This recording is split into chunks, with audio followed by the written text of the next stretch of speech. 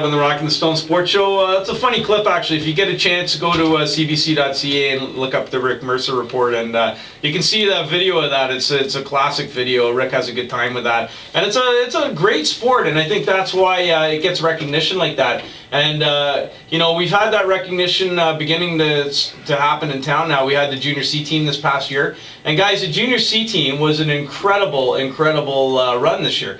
They won the whole thing the inaugural year. That's right. We are Ontario champions, defending our championship this year. So amazing start to something brand new. Why did it just gel like that?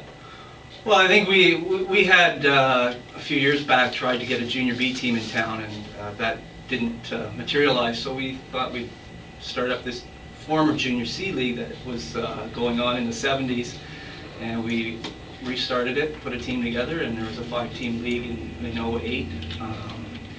And very competitive lacrosse, and this year it's expanded to 8 teams, so 3 new franchises for 09, and it's fantastic. Looking forward to it. It's really good, and I think because you guys have started out with a good basis of so many different things.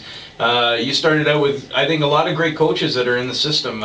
I know Sonny that was on the show. He's a fantastic coach, and he's a great coach in hockey, and he's been a fantastic coach in lacrosse. And same with Mark that's sitting across from me. Mark's a fantastic coach too. I've had the pleasure of being with Mark a year, and he's a fantastic guy. He does a great job with the kids. And even yourself, you know, sometimes you'd see the presidents, they don't really get involved at the stage of coaching, but I think it's great that you do. And I know it's harder to get a lot of coaches in lacrosse, and it becomes a bit of an issue where you have to pitch in to do extra stuff. But you also do a really good job too, Ted, and I've been really pleased with the boy, with my boy Ryan and Frankie's boy in lacrosse, and I think more kids should get involved. And it's too bad that other organizations don't try to help each other, because, you know, obviously hockey's such a hand-in-hand with lacrosse, and it'd be nice to see everybody try to help each other, because you're really not affecting the fact that you're going to take money away from another organization, because it's a different season, right? So it'd be nice to see everybody sort of get along and help each other out. But lacrosse is really, I know with my boy Ryan, it's helped him tenfold in hockey. I mean, hockey's such a gliding sport where you don't really have to give your all the time. And I think the floor running lacrosse really helped him realize how much more he could give. Right. Well, I mean, lacrosse is a natural fit for hockey players in the off season, because, you know, it's not only the conditioning, the running, it's the hand-eye coordination. Yeah, completely. The skills are a little different. Yeah. And it complements a hockey player. And there's been a lot of professional hockey players that played lacrosse in minor lacrosse when they were younger. Gretzky, absolutely, yeah. Newendike, Shanahan. Roberts, Shanahan, yes. Several of them. Tavares. And even now, Tavares, one of the top junior prospects, he's played all his youth playing lacrosse, and he's also commented that he prefers lacrosse, but unfortunately the money's not there to play pro lacrosse. It's true. But Mark here also has got quite a history in his family with lacrosse, and Mark is in fact one of our coaches that's done a great job. He's joined our organization a few years ago, and he's got a Mann Cup ring to his credit, so that's the highest honor you can get in lacrosse. It really is, yeah, and that's incredible. I remember Mark telling me the story of his family and how he used to play professional lacrosse, and Mark, just let us in on a little bit of that, because you and your family do have quite a storied history in the game, and I think that's why maybe you're so talented at working with the kids. But tell us a little bit about your background in lacrosse and your family's background. Well, we're based out of the Brampton minor lacrosse system, so it started off based with my grandfather. Helped start the minor system in Brampton, and it turned out my father played up through it, and his 2 brothers, and then myself and my 2 brothers all played up through Brampton. And right now, my boys are kind of lucky if they're kind of born into lacrosse, because they've got a grandfather, a great-grandfather, no, 2 grandfathers, a great-grandfather, all in Brampton, Ontario, and lacrosse and Canadian Lacrosse Hall of Fame. So wow, that's incredible. Kind of born into it, and you played a little pro, right? Like you were telling me before. The pro league wasn't there, no. Well, it was some kind of formal league though back then, yeah, right? What happened was the league that's starting now, the NLL league now. We in 1985 we went down as an exhibition game. We had a little Team Canada put together, and played a few exhibition games against the United States field team, and it was promoted in Philadelphia and Baltimore, and we got down into Boston too. Played a few games and had some exhibition games with them, and pretty much after that, they did start the NLL League, Wow. right after that, so. Wow, so you could be sort of credited almost with getting that going with the beginning of the Thompson era there. I think that's pretty cool, though. I mean, it's especially in a smaller town, we don't realize it sometimes. You know, we've had guests like Sandra Post, who is the LPGA Canadian champion. She lives right here in Caledon. Yeah. You don't realize that sometimes, that a lot of these people that you're dealing with or coaching, and a lot of these teams have been through the ringer in that initial sport. And I think that's so cool when you told me that story the first time, that you and your family were so, you know, have a strong background in lacrosse. Because really, if you remember back in the day, lacrosse was a hit and miss sport. Like, some people got involved in it.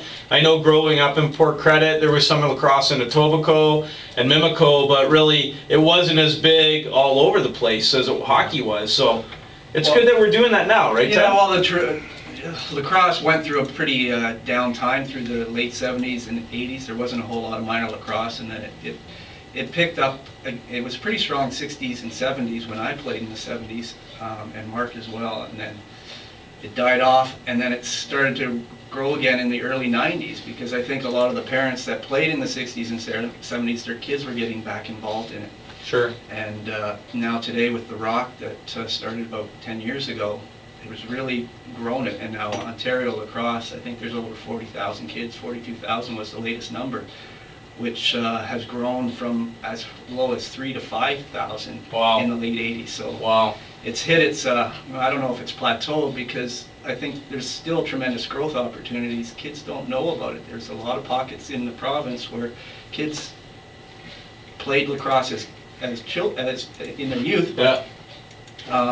Still a lot of kids today, even in our community in Caledon, it's not a really well-known sport. It really isn't, because, you know, a lot of my teams, both on the Tyke and the minor Adam teams that I'm coaching this year, I try to talk to them and convince them that, you know, it's a good fun summer sport. It doesn't eat up your whole summer, so you can still do the cottage and stuff, and it's a great hand-in-hand with hockey, but there's still a lot of people leery. I don't think they really understand or realize what it's all about, and it's too bad we can't get them out to get involved. Like, Well, I think part of it has to do with its reputation as being a rough sport, but in fact it's not really. Once they develop the skills, and really we're starting the kids starting to play at 4, 5, 6 years old, and we've had this program in place for the last 5, 6 years, and it's really shown quite a bit of growth and development for the kids. That today, you look at an 8-year-old today that played in Caledon 6 years ago when my kids started in Caledon, and it's night and day, the skill level at that age already. absolutely. And we're growing it.